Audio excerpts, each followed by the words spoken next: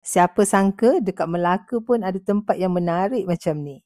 Selamat datang ke Melaka Sea Cruise. Sebelum naik ni kita dengar taklimat dulu. Kita telah mula beroperasi 6 bulan yang lepas dengan kapasiti penuh boleh naik 80 orang. Setiap petang di Melaka kita boleh lihat keadaan sunset yang sangat cantik. Kita akan membawa pelancong-pelancong meninjau sekitar perairan kawasan Melaka. Okey, jom. Korang dengar tu, tempat ni baru beroperasi 6 bulan sahaja. Korang jangan salah tempat pula, yang ni tak sama dengan river cruise. Yang ni sea cruise. Masa naik ni akan terus pergi bahagian atas.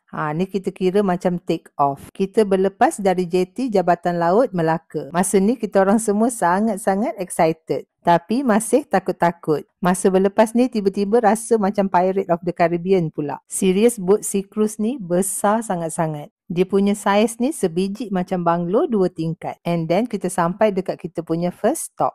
Kat sini kita boleh ambil gambar, cantik sangat pemandangan. Lepas tu korang jangan tak tahu naga ni dia boleh keluarkan asap.